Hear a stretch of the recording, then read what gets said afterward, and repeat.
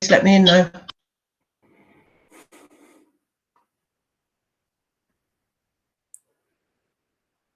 Okie doke.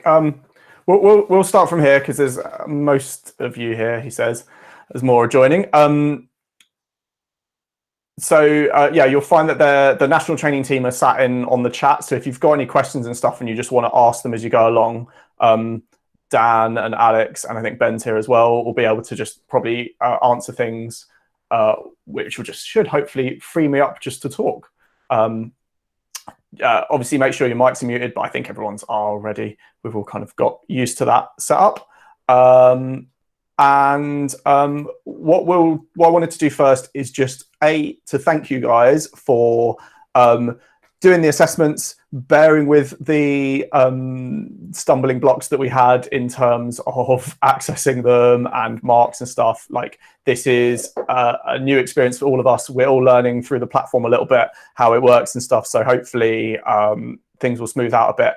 One of the things I've noticed is that the system doesn't always pull through your the forms, the Google form quizzes, back to you as a user within the classroom environment if the email is different. So that email at the top, I didn't realize, is needs to be the same email as the email that you use to sign into the Google Classroom environment. So your Google account login, which doesn't necessarily have to be at Gmail, but whatever you've used to get onto the Google Classroom in the first place, just make sure you put that one in the email field at the top of all of the quizzes, and that way it ties your marks through.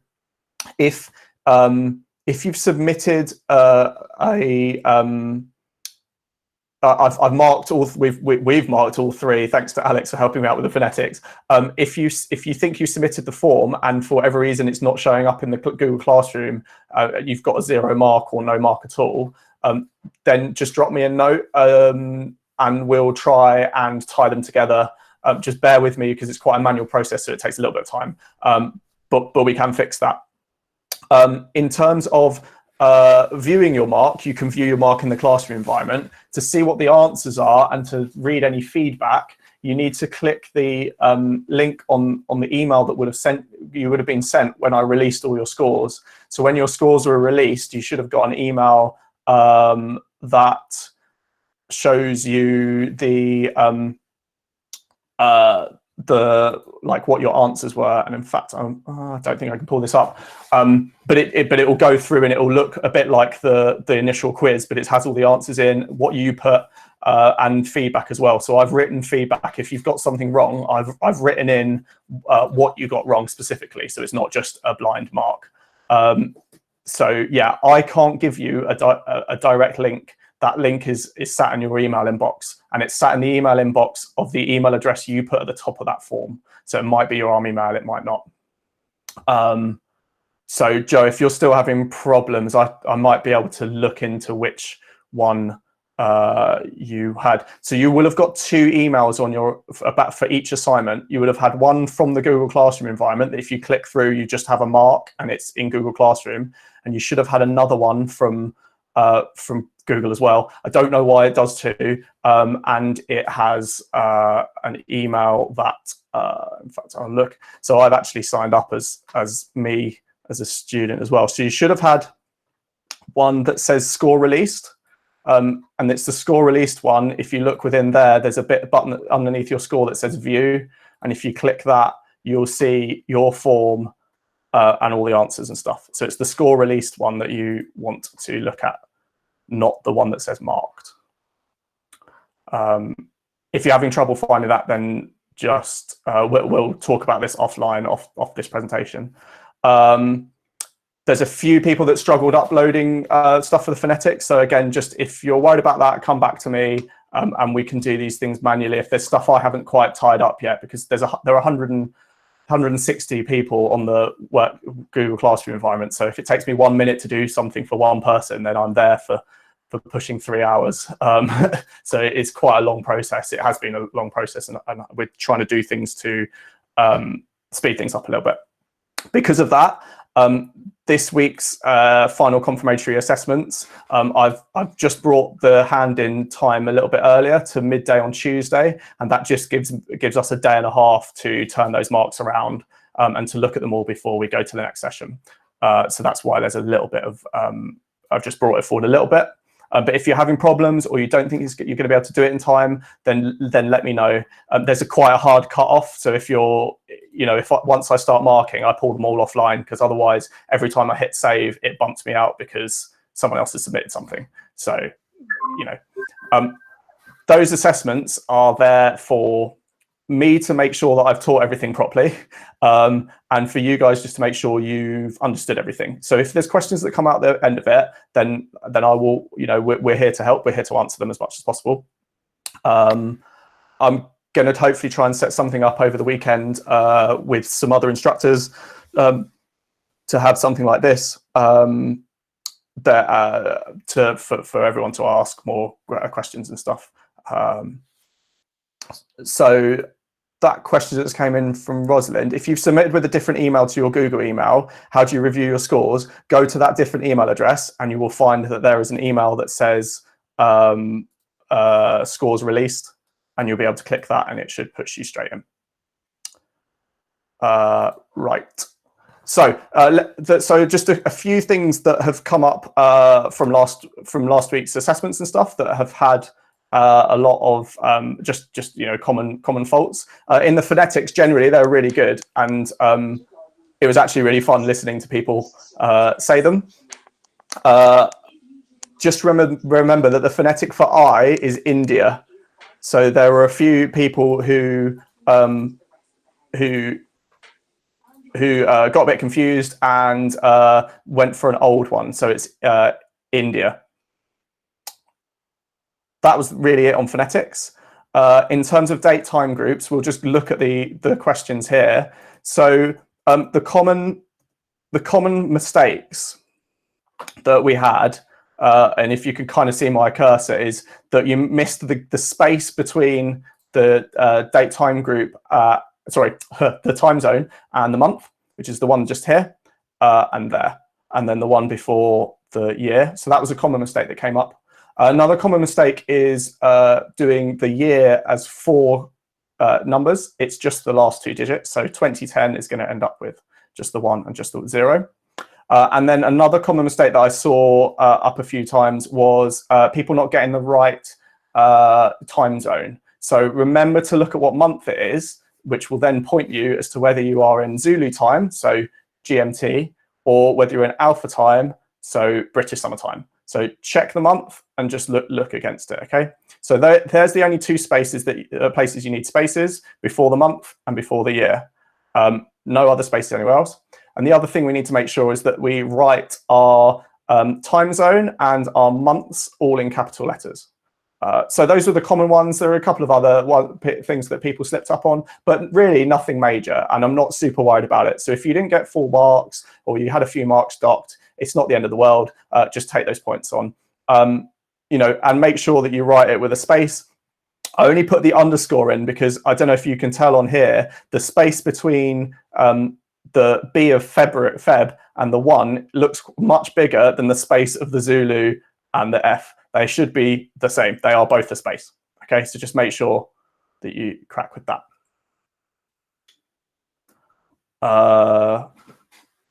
Cool.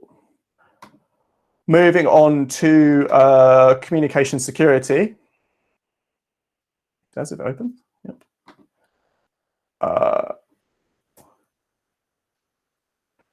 So what's meant by ComSec communication security? That was pretty good across the board. Different ways that people will find information. Again, loads of really good answers. Mnemonic, people are remembering. This one caught a few people up. What kind of information would patrol routes come under?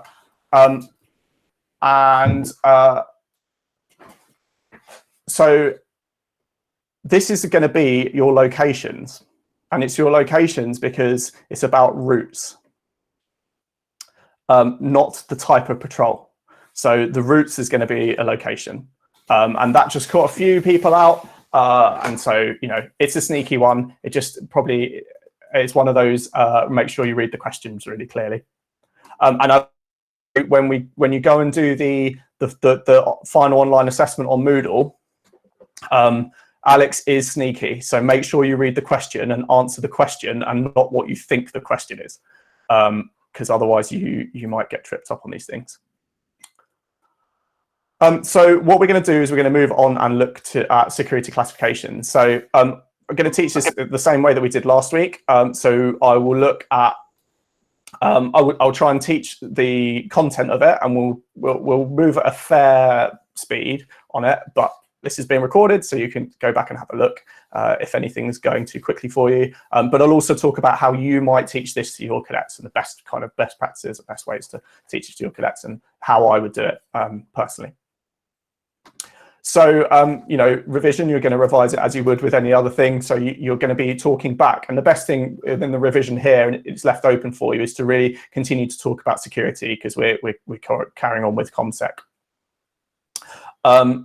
So what we're going to get out of this lesson, we should be able to recall the security classifications in use, describe some of the limitations of protectively marked material. And why we're doing this? Well, okay, yeah, you know, it's to get you through your 1-star. You know, we're talking about 1-star level at the moment, but it's also, you know, to really give you an understanding of the security levels. Now, us as adults are probably already aware of these things because we're already aware of official and official sensitive and stuff. So the cadets, this is going to be a new kind of thing to them. So, you know, it might be really obvious for us, but actually for the cadets, it's often, they've never heard of it really before, apart from maybe in James Bond. So we'll look at security classifications, we'll look at the current ones, and we'll also just touch upon the previous ones. And the reason why we want to look at the previous ones is some people are still aware of them and still using the old ones, so we want to get those. So, you know, since 2015, there have only been 3 levels of government security classifications, and those are official, secret, and top secret. So just 3. And we'll go into a bit more detail of what they are in a minute. Prior to that, there were 6. So, you know, many more to remember, and more to get wrong and put them in the wrong thing. So unclassified, protect, restricted, confidential, secret, and top secret. So you can see that the first 4 have all gone and been replaced by official, basically, and secret and top secret still there. And it's need to be aware of that, because there are sometimes old documents floating around. But also sometimes people aren't aware that the classifications have changed. So the main thing is to remember those 3 current ones of official, secret, and top secret. So let's look into official. So most information and routine business you treat as official, and that's, you know, the same within us in the ACF. And those things could have damaging consequences if they were lost, stolen, or published in the media, but they're not subject to a heightened risk. So they're things that we don't necessarily want to, you know, walk down Oxford High Street with them on a sandwich board, but they're not things that we're super worried about. So official stuff we don't need to routinely mark. So you don't, if something's not actually marked with a classification, it's assumed to be official. Now there are some of these, you know, there's some classifications we'll look in a second. There's some kind of subcategories, but within official, you know, you can email documents over the internet. You can work on them at home and public places if this helps deliver businesses more effectively. And how current is that really? Because a lot of us are working at home. I don't know about you. I seem to split my time between working at home and in the office at the moment. A bit crazy.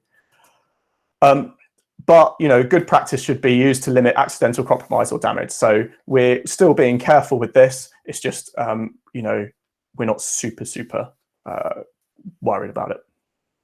So you can talk about it over the phone. You know, we're effectively talking about official stuff right now, and we're doing it over what is a pretty secure means. But you know, I'm not making you all fill in passwords and crypto keys and stuff all the time. So we've got a subcategory of official sensitive, and this is stuff that needs a bit more careful handling and should be clearly marked official sensitive. So normal official stuff doesn't need routinely marking, but official sensitive does need to be clearly marked. And that is stuff that just needs a heightened level of kind of respect and making sure that it doesn't get out. And there's also things like LOCSEN, locally sensitive, personal. So things like your details on Westminster might be down as would be an official personal thing. Locally sensitive might be the details of someone's promotions. Commercial, you know, if you're involved in procurement, things like that. So official sensitive, which is the most common one you might see, needs to be physically secured in some way when left unattended. So they may be emailed within the MOD or worked on at home, but not within a public place. So you wouldn't sit in your coffee shop and work on them. And you wouldn't just leave the physical copies on a desk somewhere. You'd make sure that they're away in a locked drawer. You can discuss them over the phone, but you need to make sure that it's not within an earshot of unauthorized persons. So you wouldn't discuss it on the train on the way home. Has anyone got any questions about official? If you do, it's probably easiest to ask in the chat box than to talk in person. Good. So just in terms of teaching that, it's the kind of similar thing to what I was doing there, which is the more you can apply it, the more you can put it into the cadet's world and the cadet's perspective, the more interesting it becomes. So for secret, our next classification, this is very sensitive information that justifies heightened protective measures. So it's things we're more worried about if it was to get out into the public domain. Its compromise could directly threaten life, damage military capabilities, or harm international relations. And documents must always be clearly marked. So we always want to make sure if it's secret that it's clearly marked. And you know, maybe occasionally as an adult instructor, you might see things that are secret in terms of documents, but more than anything, it's more things like your weapons and stuff like that. And you only discuss secret things on a secure telephone, so which we don't have. So you wouldn't discuss it on a phone. And then up to top secret, that's the most sensitive information requiring the highest level of protection from the most serious threats. So compromise of this could directly threaten national security, cause long-term damage to the economy, or lead to widespread loss of life. And documents must always be clearly marked again. This is about putting it into perspective for the cadets, and it's pulling it back to the previous lesson of communication security and ComSec, and talking about how the stuff that we might discuss over our radios or as CIS, as communicators, as signalers, we're constantly viewing the passage of information. So if our ComSec isn't appropriate, then we're going to give that information to the enemy. And if we don't classify the information appropriately and don't treat it with the respect it deserves, then we're going to increase the likelihood of it getting into the wrong hands. So you should now be able to recall the security classifications in use and talk about some limitations of protectively marked material. It's a nice little lesson, this one. It's a fairly rapid one. Does anyone have any questions overall? I think I saw some questions coming in, but I think Alex and people have been answering it.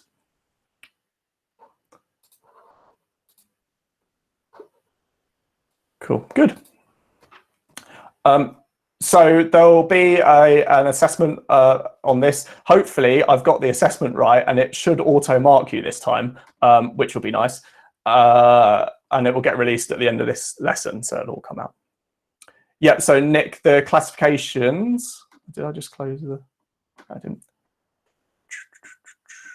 So the three main classifications are official, secret, and top secret. So official is all your routine stuff that you still don't want it to go into hands, but into public hands, but it's still it's not super important. Secret is that level up where if it got out, it could cause harm to people, and top secret is basically causing harm to a lot of people. So those are our three. So we're going to move on to history of military communication. So the way the syllabus is kind of, it's very progressive. So we're building these foundation, these building blocks into the world of CIS at the moment. This lesson, I'll give you a heads up, it's going to change at some point soon. It's going to split in half. So the content isn't going to change. It's just the fact that some of this is going to get delivered in the basic level, and then some of it will get delivered at the 1-star level. So this is all good stuff, but it's all about building those building blocks, because if we don't know where comms was, back in the past, we don't necessarily understand where comms are today and where it's heading in the future. So what are we going to do at this lesson? So by the end of this lesson, we should be able to, or will be able to, outline a brief history of military communication systems and give the advantage and disadvantage of each method. Now, and then also we're going to talk about communications that are essential for command and control on a modern battlefield, and we'll look at a couple of examples of that. Why are we doing this? Well, if we don't know where we've gone, we don't know where we're going to. And those lessons that have been learned on the battlefield are actually really important for us. So they're the kind of thing that we want to know about. So we'll look at warfare split into 4 different things. So we'll look at classical warfare, look at the 19th century, the first half of the 20th century, and then from 1950 onwards to today. Now, I always recommend that this lesson is taught by, like, if there's a history buff in your in your CIS training team, then this is the kind of thing that they're all over. I'll give you the overview of what it is. There's nothing to stop if there's someone that's really into a specific period to give a bit more, inject a bit more kind of personal knowledge into it. Then that's great. But I'll give you kind of what the slides show. This one, just the preface as well. This is one that quite often catches people out on the assessments. So it's just one maybe just to drill into your cadets, just about making sure that they don't kind of snub this one off at all, because there are questions in the final exam assessment. They do come up, and people have a habit of getting them a bit wrong. No, there isn't a handout for this one worksheet, which I discovered this afternoon because I thought there was. Yeah, there isn't one. It may be on its way. Alex will probably be able to give some more detail on that. But really, a lot of this is kind of self-explanatory. I think it's just people just let it go in one ear and out the other. Yeah. So we'll look at classical warfare. So kind of really early warfare that we've kind of got information on. So back then, most armies were small enough for shouting to be an effective way of communication. Yeah, you're not so massive that your voice isn't going to carry, at least carry further than it really can. Your leader, your commander of your army or your battle group could just shout, you get over there, attack that, you do that, everything's cool. But as the civilizations got larger, thinking about, Roman Empire, all those kind of things, the problems of command and control, or C squared, and we talk about this quite a lot in this lesson, become greater. If your leaders can't command their troops, then you're not going to be effective in your battle. So, the Egyptians, Greeks, Persians, Romans were along those civilizations that kept large armies, which they expanded to protect their empires. And they needed to be able to control them. So what kind of things do they do? If you had a good commander, then they'd brief their subordinates on the battle plan, so everyone knew what was going to happen. So even if you were out of range, you still knew, where did you fit? How was your jigsaw puzzle piece fit within the whole kind of battle picture? And less talented leaders would try to keep control of the entire battle the whole time, but they didn't have the technology really to be able to do that real time. So with larger areas to cover, it became more difficult to communicate information effectively. So they needed these different methods, and we'll look at some of those different methods that they used back then. And you'd be surprised that maybe some of them you might still use today. So a runner. You know, there's nothing going to replace someone running a message from one person to another. And I'm sure you still do that every now and then. Do you still send a cadet or one of your members of staff to go and pass a message from one place to another, especially if you're maybe on a training area or on a camp that's got no phone signal and you've got no other way of communicating? Send someone to go and send the message in. You know, they can send dictated messages, but obviously that's going to take a long time to carry the messages over long distances. We could send a scroll. So now we don't have to worry about the runner remembering what they've been told. But you need people who can actually read and write, which we might take for granted now, but that's not always, not always assumed. Lighting fires. So you could light a fire that could be seen from far away. And you could use different colors to signify different things. And that's effective both day and night, isn't it? Because by day you could see the fire and by night you could definitely see the fire.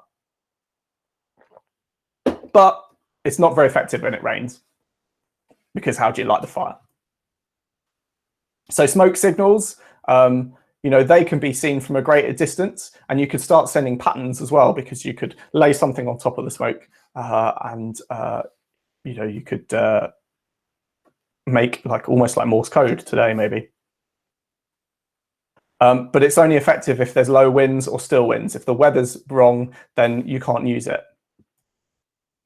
Yeah, and if it's raining and stuff, it's going to be hampered. Or if it's maybe dark.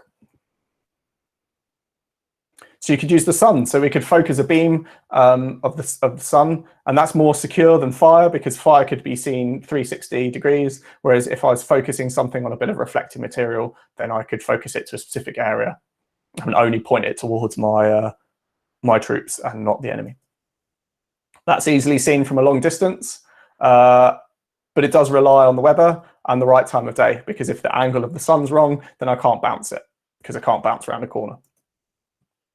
So we could talk about beacons. So quite often, especially down on the south coast and stuff, there'd be watch posts and then beacons all on the tops of all the hills. So if one was lit, they'd all get lit. They'd all be seen from a great distance, visible from all directions, and you could pass on a message. It's one message of when the beacon's lit, something's happened. And it obviously requires someone to watch the entire time and someone to light the fire.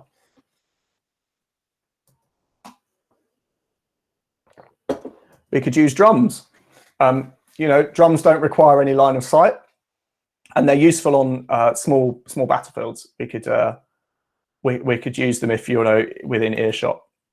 Not massive distance, but it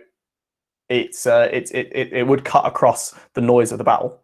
It's not directional, so it's not very secure. Anyone could hear. So as soon as you as your code for what your different drum beats mean, then suddenly it's completely unsecure. You could use horns in a similar way to the drums. They're light, they're agile, and you can pass those commands fairly easily without much equipment. But again, not great distances, but it's useful for small battlefields. Use a carrier pigeon. Carrier pigeon is going to be more secure than audio and visual signals, because you could send small little coded messages and they're just carried by the carrier pigeon, so they're just going to get to the recipient. But it does require those educated people to read and write and to code and decode the messages. And it's a one sender, one receiver thing, and you've got to have your pigeons. Signal flags, and we'll talk a bit more about that kind of thing. So towers, ships, we can use that to gain height and extend the range, and we can pass signals across to each other. And that's still used today in the Navy. They still use signaling flags. Again, it's weather dependent, and you need line of sight. It's not going to go around a corner. And if it's foggy, then the message isn't going to get there. So if you look at them, most of those depended on being able to see the sender or to physically transport a message. So they're line of sight, or they're requiring someone to move. So those messages took time to send and receive, and they had a limited range. You could relay the messages. So beacons are a good example where you'd have multiple beacons and they could relay. But it could add delays and it could have the potential for confusion. If someone halfway up the relay of beacons, for whatever reason, accidentally lit their beacon, then there's no way of cancelling that. So you could get the message sent incorrectly. And warfare in ancient times tended to be really large-scale chaos in a battle with a huge loss of life. And communication would have been sent to charge and the enemy in sight to rally the troops, or that battle had been won. Those are the kind of things that would be you know, move now, or that I can see the enemy, or, you know, come and gather round so we can begin the battle, or we've won, you can relax now. Those are the kind of simple things that would be sent. Nothing more complicated. Within a smaller group, you know, within your smaller groups, you've got more chance to exploit a win, because those communications that are a lot shorter range, you could put more information in. But how do you sit within the bigger battle picture? You don't know, because, you know, how would you know what's happening in the valley next door? If you needed support, how, you know, it was difficult to actually signal for that. So, you know, weaknesses could really be easily exploited because you didn't have good comms. Does anyone have any questions about that kind of ancient warfare? Good. Don't forget, you'll get this PowerPoint once you've got qualified. You'll have access to the Connect Signals portal, which will give you this. So it's not like you need to remake this or anything. It's just being aware of those different communication methods and where they sit within history. Like, a lot of people think carrier pigeons were first in like World War I, but actually they're way back, you know, in the ancient times. So looking into the 19th century, things are starting to advance. We've kind of got the Industrial Revolution, all that kind of stuff, and technology is starting to really improve. So we're ending up with more comms because we've got the technology that enables it.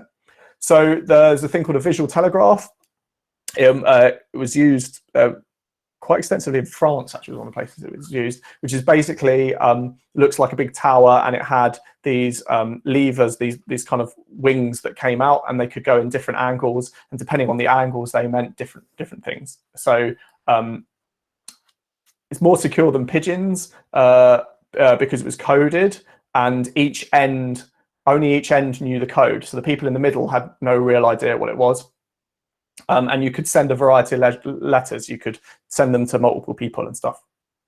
You need high buildings, and they need to be in sight of each other. So you'd end up with relays, and you'd need skilled operators, because if they got something wrong, then they'd need to be able to send the correction.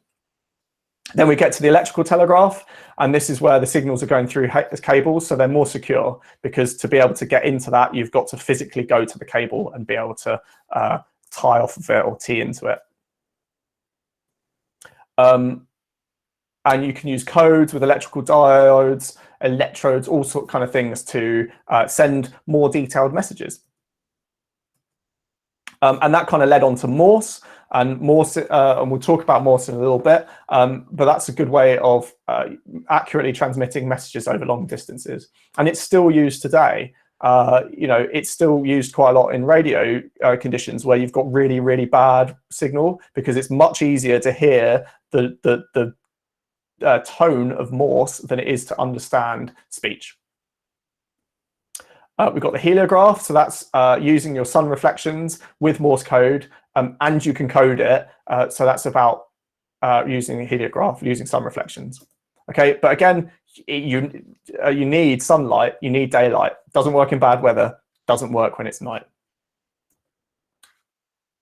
And then the telephone exists. So now we've suddenly got voice comms over long distances via cables, and we need to put these cables in place, but it means you can have conversations with someone that's not right next to you. At first, it's only available to the rich and privileged, because it requires operators, and it's expensive because you've got to physically lay the cable and produce the cable in the first place. And then we get onto radio. So originally there were only just static bursts of RF, you know, kind of to do Morse basically. And the equipment was bulky and expensive. It was massive. And we'll look at, I think there's some pictures coming up. of kind of not even the really early stuff. And initially, you're not able to transmit voice, so you're having to code messages into bursts of static RF.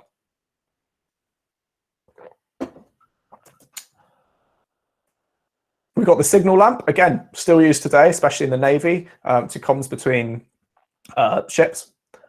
Basically an electric version of the heliograph. If you've got a light source, you put shutters in front of it and you open and close them, then you can have light and dark. And that means you can use it during the day because you use a bright light, and you can definitely use it at night. At first, it wasn't super reliable because batteries were really new, and the battery technology wasn't great.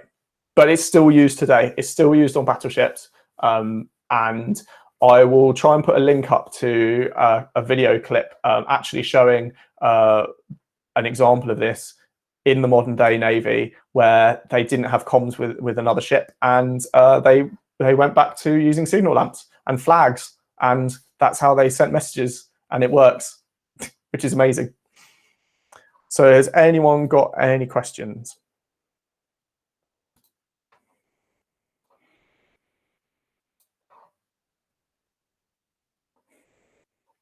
Good. I was hoping of sharing that video to you today, but I'm just a bit concerned it might pull my whole recording down because sometimes these things automatically put it down for copyright, even though we're using it for educational purposes, so it's allowed. But so I'm not going to attach it in here, but I will post it up this evening. So looking at the 19th century, there's those new technologies that are coming, but they come with their own problems. You know, like electricity is not widespread. We've not got the national grid. So that limits comms because you've got to get power. You need to generate that electricity to run things like the telegraph or your radios. And because this is so new, they used to have a lot of interference, which made it really difficult to actually, you know, how you need in the battlefield, you need comms, but you need reliable comms. And things like radios, they weren't transmitting really, really far. They're quite short distance at first.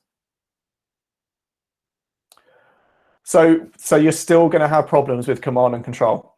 You're still going to have that problems where your leaders of your battle can't have a full battlefield appreciation because they're not getting that information coming back. So they don't have the ability to control their troops because they can't get the messages to the people in a timely manner. And one of those famous breakdowns of communication, and I'm sure you guys have kind of already heard of it, is the ill-fated Charge of the Light Brigade. And that's what the orders of the Charge of the Light Brigade look like. And if you can understand that, I'll be quite impressed, because I can't. And this is a real example. You know, the note actually says, Lord Raglan wishes the cavalry to advance rapidly to the front, follow the enemy, and try to prevent the enemy carrying away the guns. Troop horse artillery may accompany. French cavalry is on your left. Immediate. But Lord Lucan had no idea what he was meant to do, because since the battle had begun, he had taken no steps to find out what was actually happening. Unlike Lord Raglan on the hills above him, being down on the plain meant that he couldn't see beyond the mounds, hillocks and ridges directly in front of him.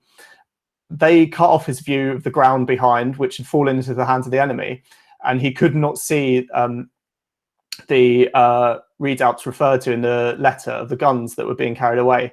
The only guns he could see were at the far end of the North Valley, where a mass of Russian cavalry was also stationed, and he presumed those to be the ones that Lord Raglan meant. So he was really puzzled by Raglan's imprecise order. There's no mention of heights. It referred instead to the front, and gone were all the references to infantry. He was trying to prevent the enemy carrying away the guns, but from his position, he couldn't see any guns being carried away. So when he questioned the order, an excited Nolan told him he was to attack immediately. And so they did. So this is an example of the order being imprecise and out of date by the time it's got to the messenger, or got to its recipient, sorry. And also a misunderstanding really of what he was being asked to do. So, you know, they end up charging into what really is just a complete death trap, and there's, you know, a map of kind of what happened. and it wasn't very successful because they basically just walked into a massive killing field. So it's a really good example of why we need to make sure that our comms are effective and timely and able to be updated. What was the result? Well, the result was mass casualties. So what else happened in the 19th century? So Napoleon created the divisional system where there were sub-commanders controlling all arms units. So they looked at having infantry, cavalry, artillery, which meant that they could fight independently. However, at the Battle of Waterloo, that kind of proved to be his downfall because he lost command and control. He gave orders to his subunits, but they went above and beyond what he requested and were defeated out of sight of Napoleon. So he didn't have sight of it.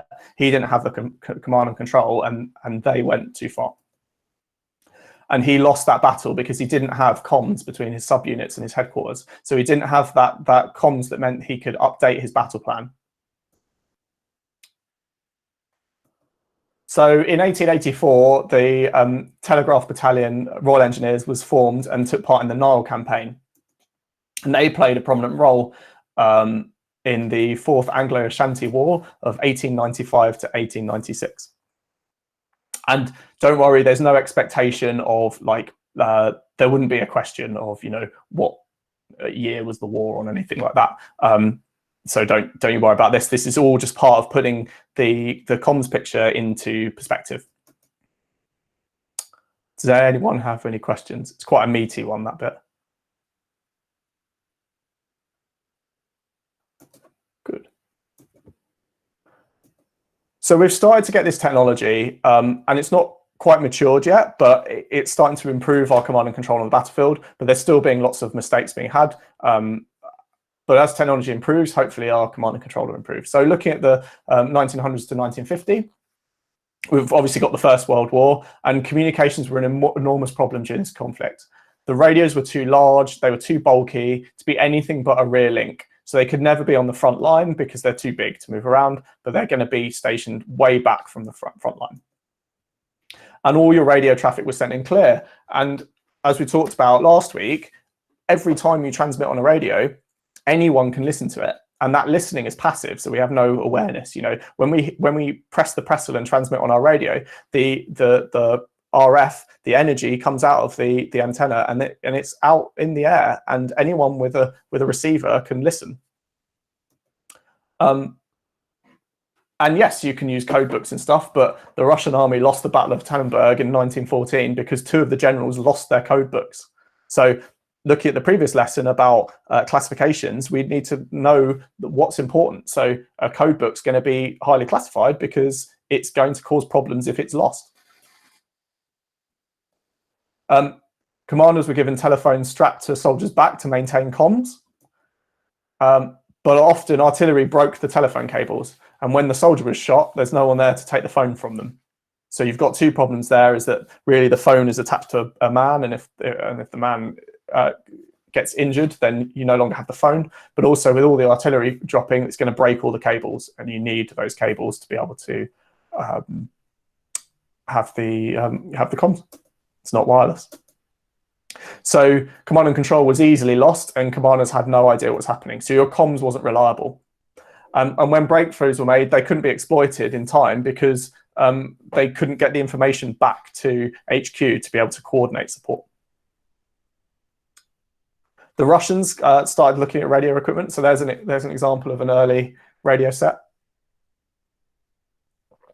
Big, bulky, difficult to move. You're going to need horses. You're not going to be able to get it over difficult terrain.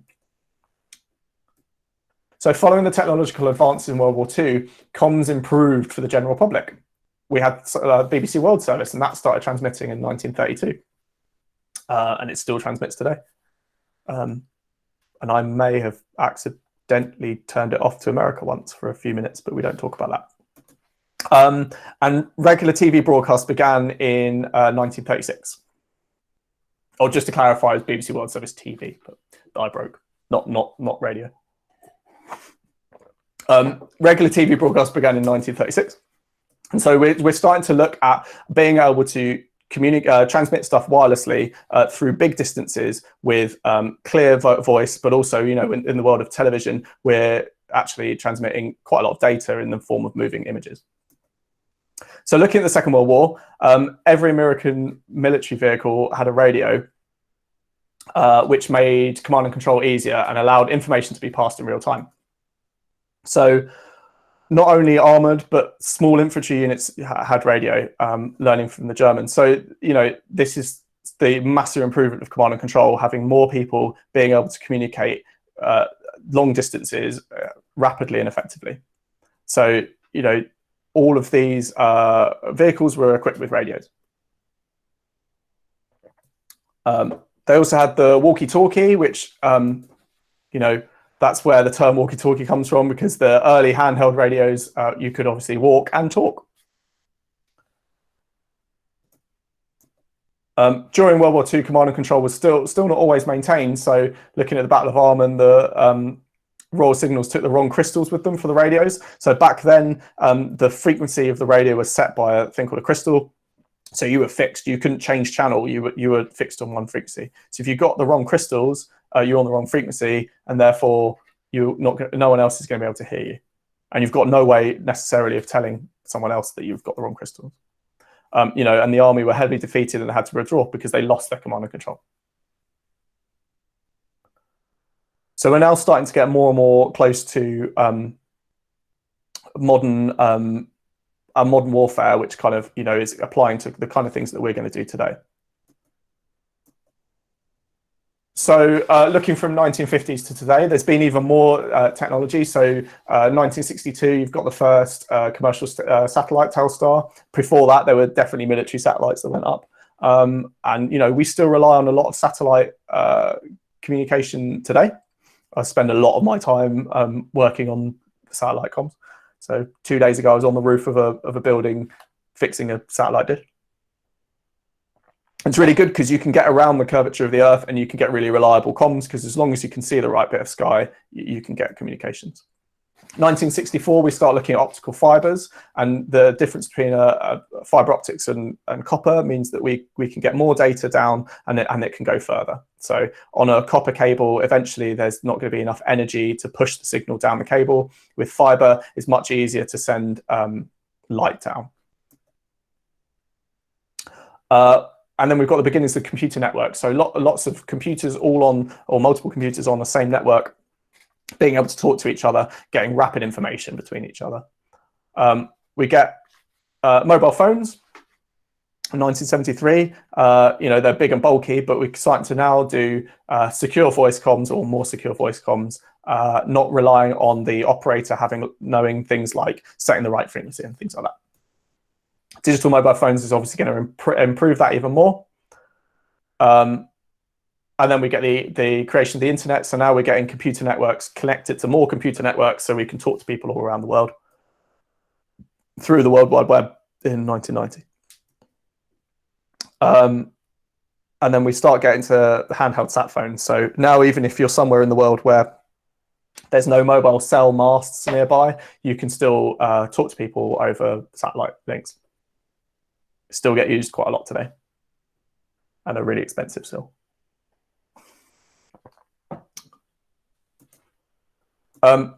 So, you know, today, and this is really scratching the surface of the technologies and the comms technologies that's really improving. But, you know, with advances in technology, you might think that comms are quick and effective and secure.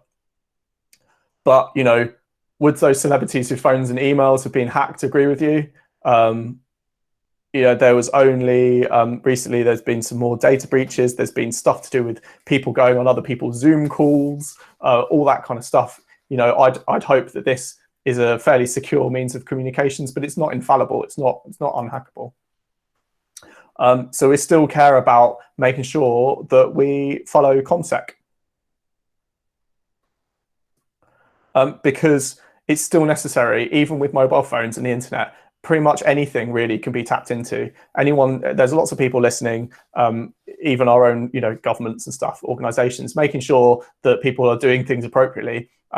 but what about the bad guys that are listening as well? So we still need to be really aware of our communication security and not just rely on our or just assume that our comms are always secure. And there's lots of hacking scandals that have happened. And if you're interested in that kind of thing in terms of security of data and stuff like that, then the Cyber First courses which exist for the cadets is really, really interesting and looking into. And we talk about various things even on the Cyber First Adventures, which is the 1 day. There's a lot of that kind of stuff, and we're finding that there's lots of cadets that are really interested in that kind of thing at the moment, and it sits within the CIS world, but it's separate to these quals so that they can do them both at the same time. I'd highly recommend them. The cadets really enjoy it. So looking at this lesson, it's quite a beefy one, and as I said, it's getting split in half, so it won't be as all kind of like throwing this mass of comms history at your cadets in one hit.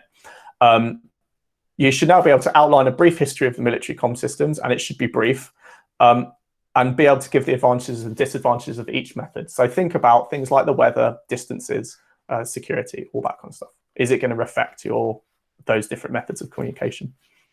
And explain why effective communication is really essential for command and control on a modern battlefield. And that's really what a lot of this presentation is about. How do you, you're drilling in how important comms actually are. And you could talk to your cadets, maybe if they've had experience being out in the field, about those times where maybe someone didn't pass a field signal down properly, or there wasn't good command and control. And so if you were doing a company attack, one section might have done it at the wrong time, or all those kind of things. The more you can pull it into the personal experience of the cadet, the more interesting it is for them, and the more enthusiastic they're going to be about it. So just pull it into the real world as much as you possibly can. Pull it into your personal experience and your cadets' experiences, and the more they'll find it more and more interesting. Does anyone have any questions? Good. So as I said, I appreciate it can be quite a big lesson. So moving on from that, so I think someone may have pointed out, like, we've done quite a few lessons now, and we've not really done any. We've not actually got the cadets communicating. I just hit the wrong button. And it's often a question I get actually within this is like, okay, why are we not giving them a radio straight away? And the reality is that we need to build those foundation blocks of communication security, so they understand the thing that they've got in their hands.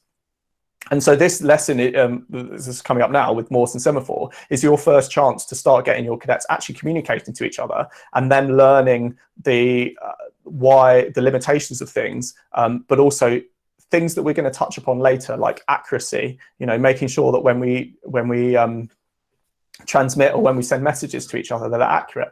And Morse and Semaphore is a really good chance for your cadets to start learning that in an environment that doesn't actually involve using really any technology. So you get rid of the chance for the technology to go wrong, your batteries to be flat or your QM to not give you the right thing, but you're starting to build those building blocks of communication.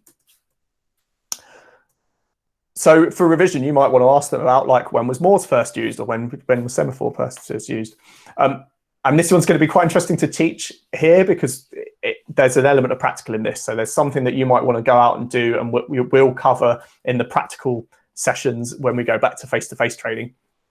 But I want to just sort of give you the overview of this lesson first. So by the end of this lesson, you will be able to successfully send and receive messages in Morse and Semaphore using a crib sheet. So there's no expectation that you or your cadets need to learn off by heart what the dots and the dashes are on Morse, or what all the different angles and flag positions are for Semaphore. So it's all using a crib sheet.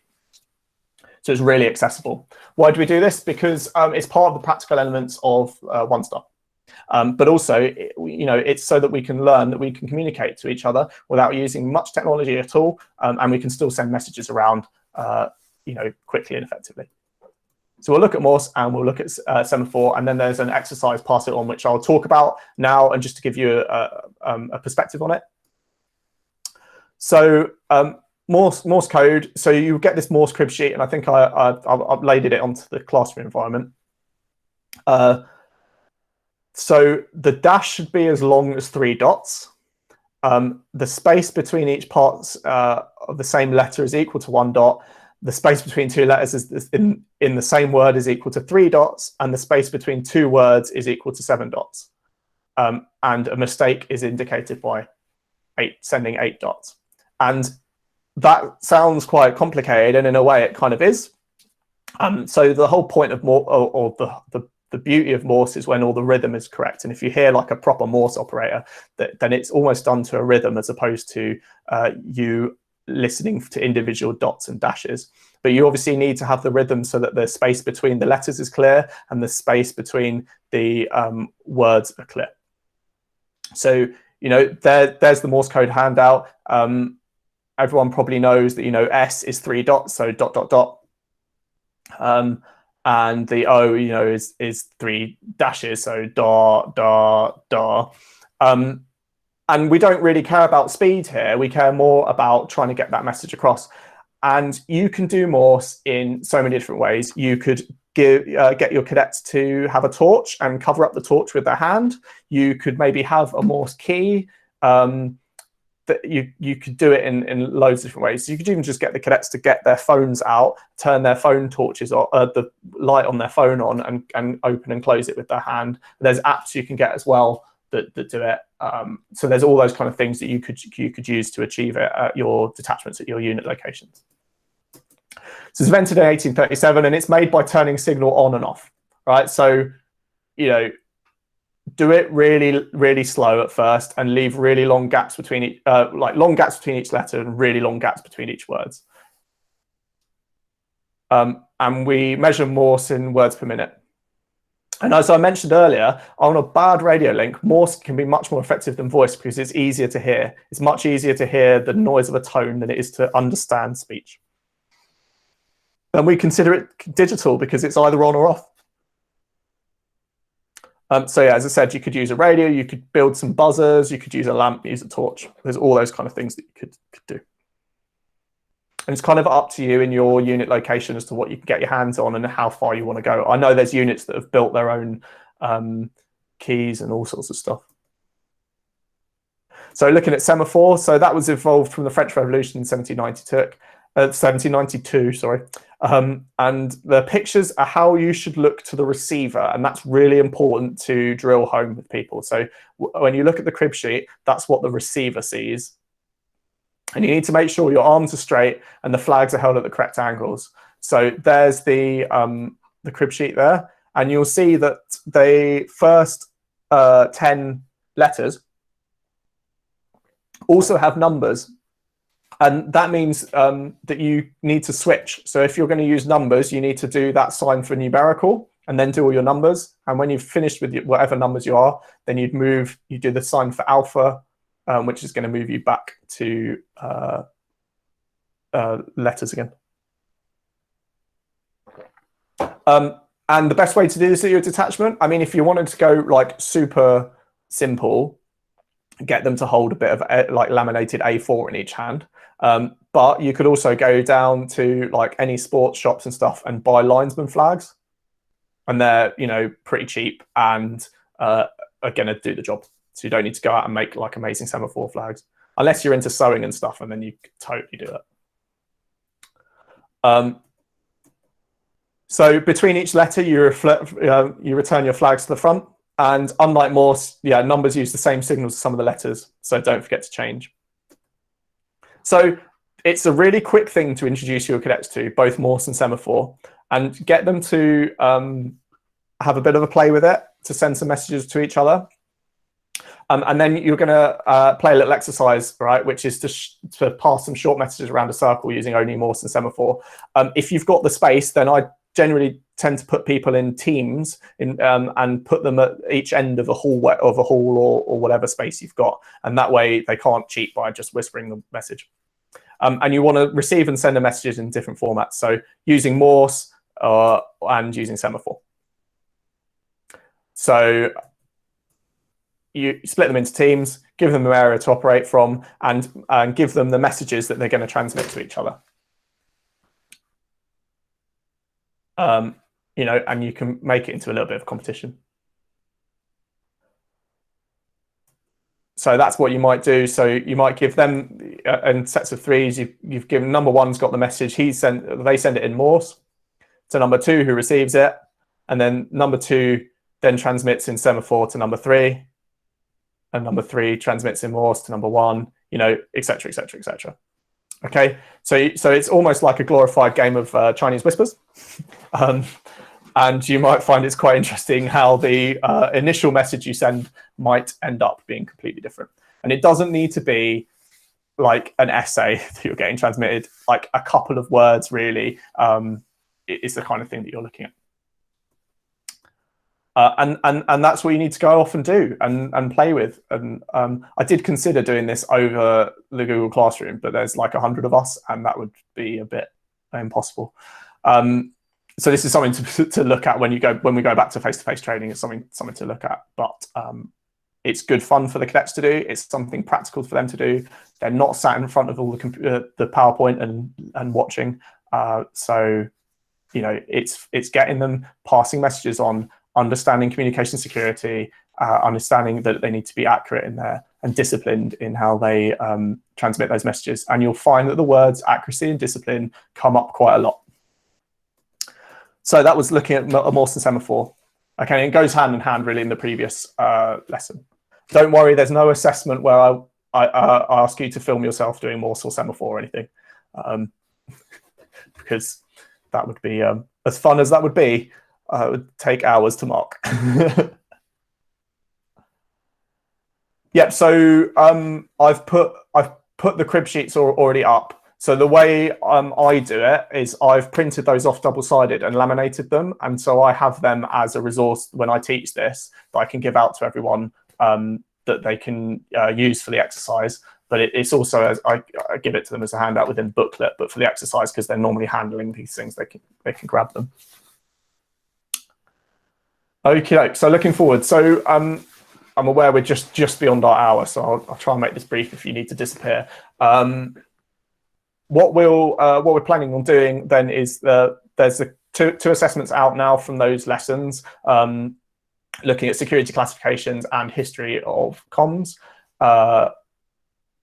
What I propose to do is hopefully over the weekend or maybe Monday set up a live like this, but for a chance for you guys to ask any questions about today's lesson. So if there's anything you want to go through actually on a call as opposed to on text, then hopefully that resource will be open. Otherwise, keep asking any questions you have on the Google Classroom, crack on the assessments. I'm also going to put up another a form for you guys to fill in that just confirms whether you're a student, because I know there's some people that have joined the classroom environment as kind of like observers, and I just need to clarify where you guys are from, and that way we've got a list of who's actually partaking fully, and we can make sure that your brigade and area know who you are, so that when we go back to face-to-face training, they will be able to arrange that training with you to get this converted fully. The next lesson in the actual the syllabus would be the personal role radio, which I'm not going to teach next week. There is a bit of it that is this kind of theory, like the specification, but without it physically in my hands and in your hands, I don't see a huge amount of value. So we'll skip beyond that, and we start to look at more like voice procedure and bits like that. So that's what we're going to do next week. Looking at it, I reckon if we carry on at this pace, which I appreciate is quite quick, we should be done in another 3 or 4 sessions. I want to keep them at this speed so that we get through it, but I do still want to give you guys an opportunity to ask questions or to go back. So obviously this is being recorded, so you can spin back. But if there's anything else you get back in, you know, if there's any other things you want to actually talk through, then hopefully we'll be able to set up some meetings and stuff. I'm fairly responsive during the week, although if I'm actually at work, I don't have much, believe it or not, like I don't have a computer that I can properly log into the classroom environment on. But yeah, so that's us done for this week. If you've got any more questions or there's anything you want to discuss, then I will stick around, and I'm sure the rest of the training team will stick around for another 10-15 minutes or so. If not, I will see you next week at 7 p.m. Thanks for coming. It's really appreciated. It's really good. Thank you. Thanks.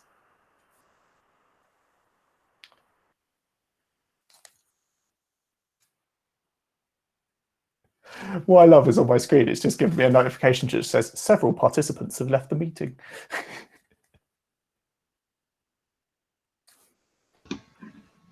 Thank you, Simon. See you next week.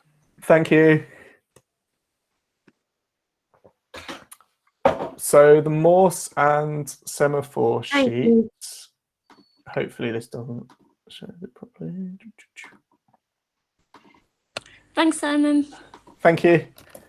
If you're struggling to find the Morse and semaphore sheets, so this is the view you should get. This is actually me signed in as a student. If you go into classwork and you look at history of comms, the worksheet here,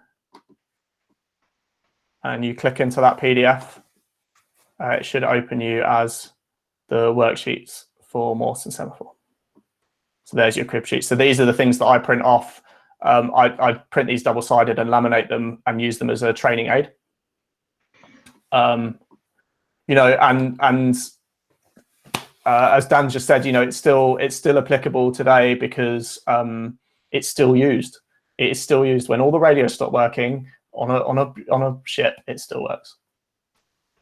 Yeah, if people have been late on submitting assignments and stuff, just drop me an email, or you can message me within the system. So you could say go down if you hadn't done this assessment. Let's say this one. You could send me a message saying, "Oh, I didn't do it in time," and that will send me a message, and I can come back to you on that.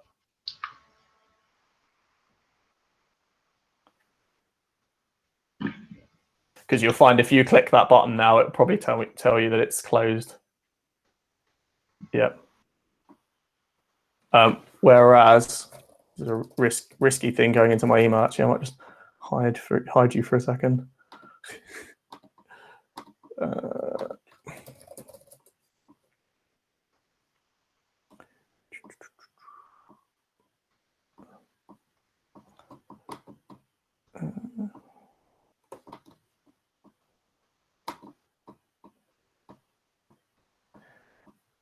So I'll reshare my screen.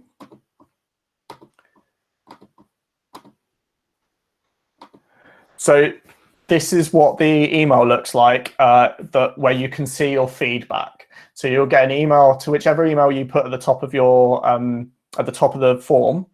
You should have got an email that says your score has been released for communication security, and it will give you your score. And then underneath, it will give you the chance to view. So if you click that, it will show you into your form, which will be what you put in. So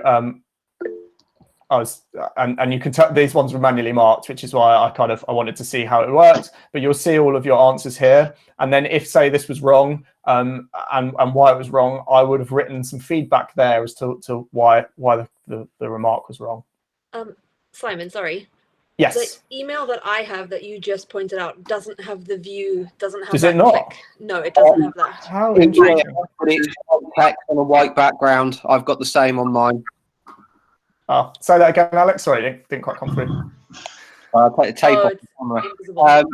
The link is there, but on mine it is white text on a white background, so it doesn't look as if it's there. But if you put your mouse over that spot, it will change to a hand, and you can follow that link. Perfect. Thank you so much. It just worked. You've got to love. If you're still really struggling, I can go in and kind of take screenshots. I think. No, it worked. Thank you. Good. Yeah, on mine it's the same. There's nothing there. It doesn't say view. Okay. So Wow. What do we do? Do we just go over it and it'll appear or something? Yeah, if you just put your mouse down, you might see that see how my mouse changes from being a normal cursor to be a little pointy one. Yeah. You should, if you put your mouse over it and it goes pointy, just click at that point. Oh yeah. Cool. It's a bit. I apologise. Like we're absolutely learning on this platform as we go along a little bit. So we're just having to just find our way a tiny weeny bit. It's weird how you can't view that from the classroom environment. I don't know why. I don't know why it doesn't work. Yeah. Simon, it's Joe here. Yeah. Screenshot, because I'm not seeing any of that. Okay. Yeah, Joe, that's fine. I will just make a note of that so I don't miss things.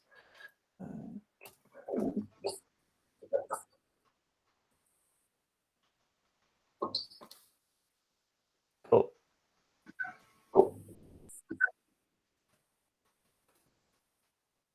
Fine. I'll try and do that as soon as I can. I don't want to put a note on it because I could have a quiet day at work tomorrow, or I might have a busy one. I just never know. Simon, I just managed to get into my feedback on the phonetics, and it says that you're not able to download them. File. Yeah. So how's best to submit them to you? If you want to, like, if you just want to, in that private bit in that reply on the, so in that bit here, if you just so just on the right, if you type your answer, like I believe that I think you can say the things properly. You know, if you were to type what your answer is, then I will update your marks. I'll just change your marks and put them up. Okay. If that's all right. I'm yeah. It saves you having to go around in circles with that technology for whatever reason. I did it off my phone, so I'll try it off my laptop once more, and then. Yeah. If not, then just No, it's fine. Okay. Or, you know, you could call me and do it over the phone. That'd be weird. No worries. All right. Cheers for that. No worries. All right. Thank you. Thanks a lot. Bye.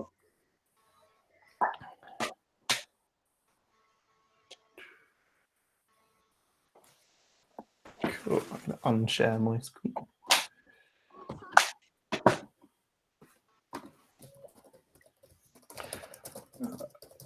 Anyone else got any more questions or anything?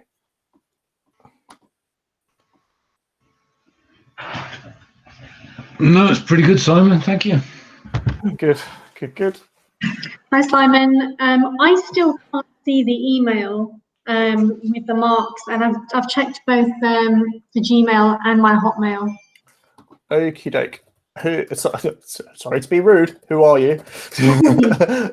Sorry. Becky. Cool. Suki. Oh, Suki. Yeah. I'll send you an email as well. Then I'll add you to the list of people. Okay. That's no problem. Simon, it's Sue Salter. I've just gone into the 404 assessment, and you can't actually type into the answers. They should be drop-down boxes. I think there's just a PDF. It is posted in the PDF. Yeah. Oh, yeah. So there is only this week. There is only an assessment. Let me just go in. Just rehang. So I'll just you should see my screen again in a second. So there is only So I think there's only a test for security classifications, isn't there? Have I not made the other one active? Yeah, but I can't work on that's embarrassing. I haven't made it active yet. It will come alive shortly.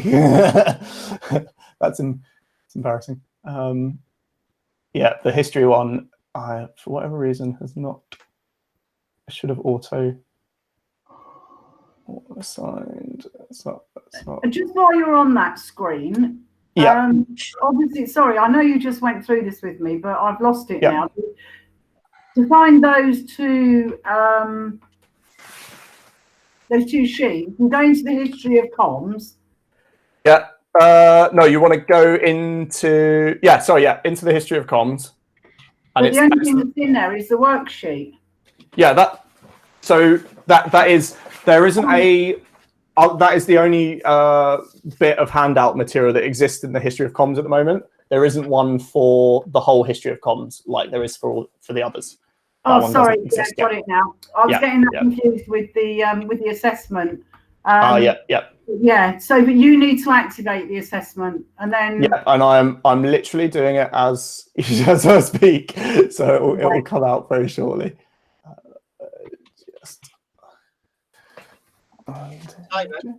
Yes, it's Alf here. Quick question to the answers for the date time groups last week. The last one, it says 3 a.m. on the 8th of December 2012. Yeah.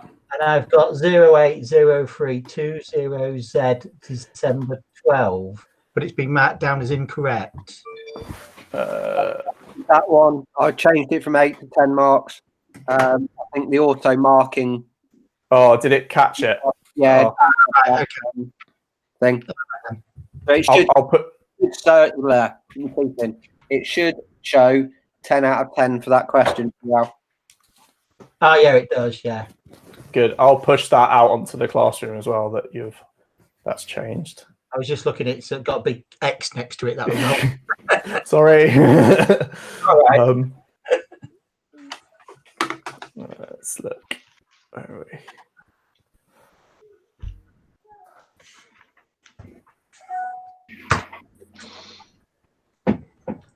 Right. Well, thank you, Simon. A good session again. Thank you. Thanks for bearing with all the various technical things.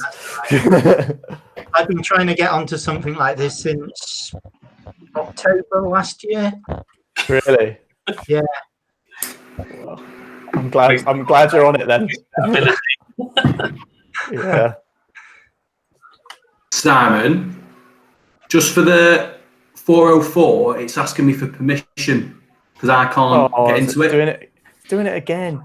Yeah. Yeah. Okay. I have to untick a box, which I have to untick like 3 different times. Try again. Like literally now, I've just unticked it again. No, it still said I need permission. Don't know why. Just try going all the way from here. Let me test. I'll try and go back. I'll go back out. Yeah, you might have to. I'm into it, but it's still not letting me type on it. How weird. Right.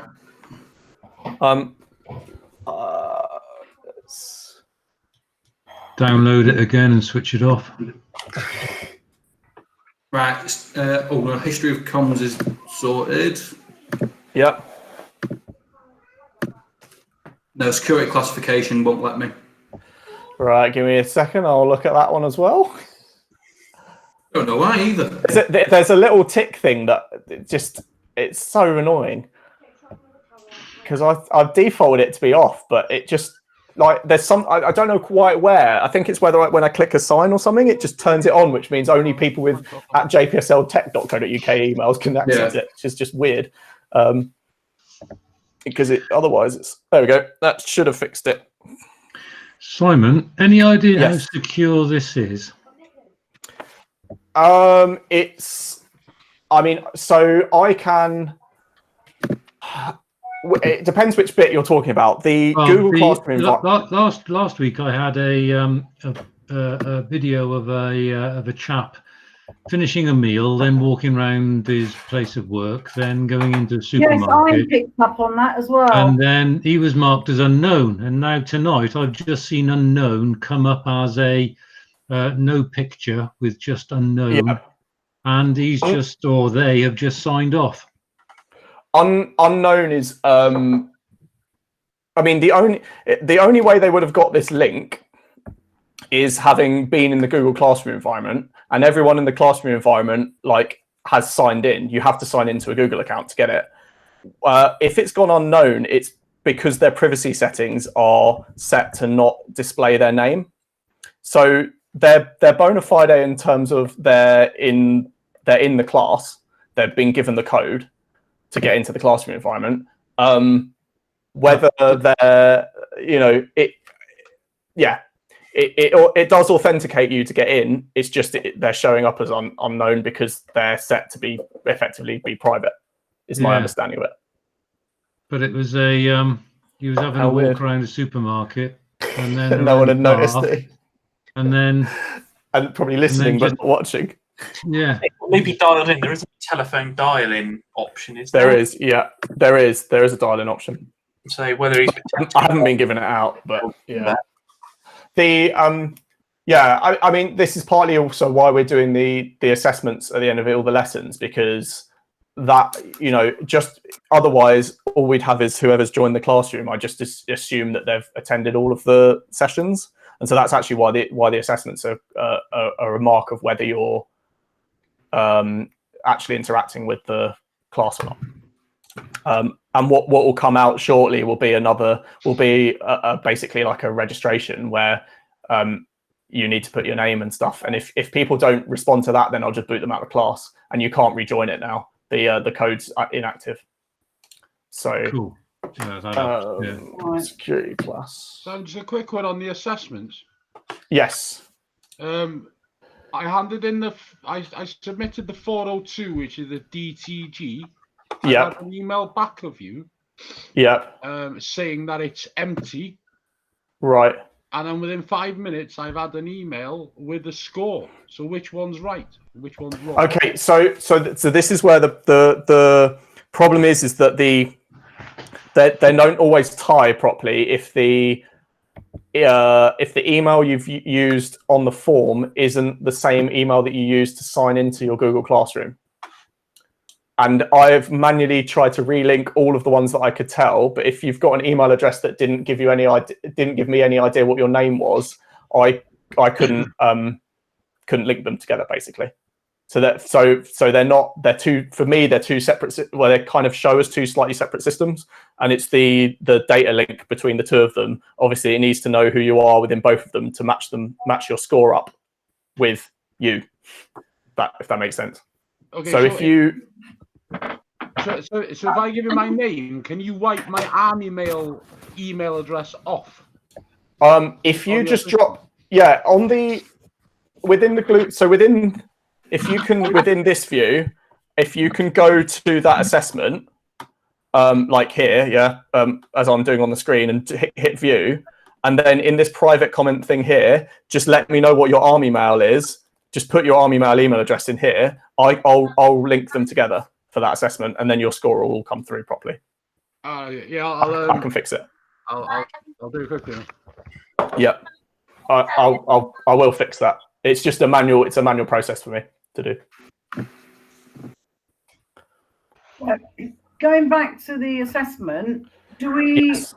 I still can't get into it. So will I get another email with a new upload of it? So you should now. Let me have a look whether it's fixed. Oh, hang on. Oh, no. History of comms is fine. It's just security one that I can't get on. You can't get on the. Oh, see, I'm in on the security one, and I'm not in on the history one. Typical. No, 404. I can get in, but I can't write on it. So you should be clicking not the bit that says worksheet, the one above that just says security classifications. Right. So it should be that one. That one there. Let me go out of it, because what I've done is I've gone in via the email that you sent out earlier. Yeah. So go to there and click the bit that says security classifications. Yeah, and then it's got open. Yeah, and then so that it should show us this bit here, and you should see a thing that says Google Forms. Right, hang on. If I go open, yeah, then it brings up the 404 security classifications 404 worksheet. So double click that. Don't click the worksheet. You want to click the no, you want to click the assignment. I might be able to re-email this to you. Right, hang on. Let's have a look. Right. Don't. Right, we'll get there. We're going to get there. It's just.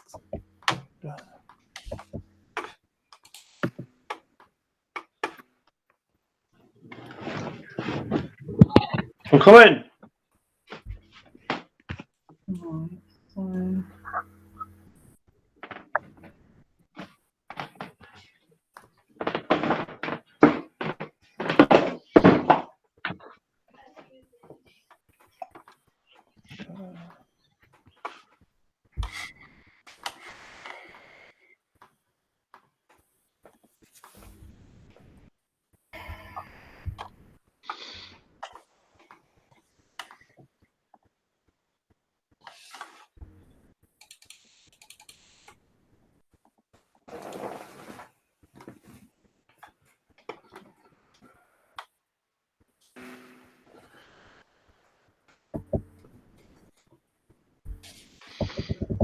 the other way of seeing it is if you, is it on your to-do list?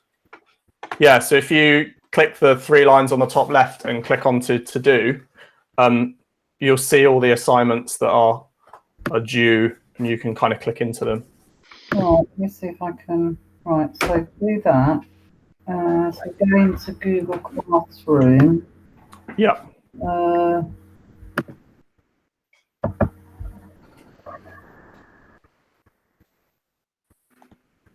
Right, go up to the 3 lines and do. And then click to do, and then you should see them there.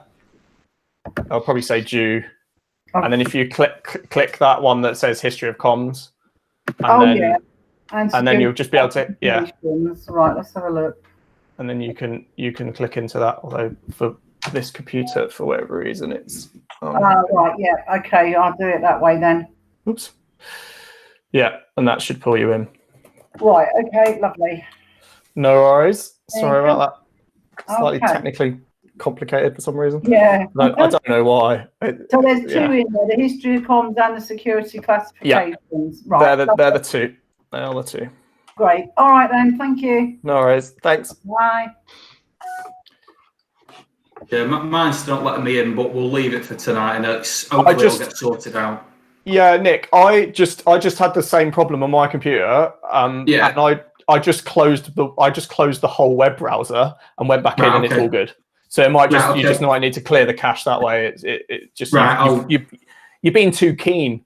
Yeah. I am. And also, obviously, I have done the worksheet on communication security, but it won't let me obviously in because the time's over with. Yeah. So do I? Just if you can screenshot it and message it to me or anything like that, then I'll just go through it that way. Yeah. That's fine. All right. No worries. All right. Cheers, Simon. No worries. Thank you. Thank you. Bye. Bye. Cool. Right. Any more before I run away? Worst game of last man standing I've ever seen. I know, right? And yeah, well, fine. You know, if you want to sit there, it's fine. Cool. All right. Well, I'm sure Simon, I've probably got a billion emails already. No worries. Good evening. Thanks a lot. Time for a beer, I think. Yeah, definitely.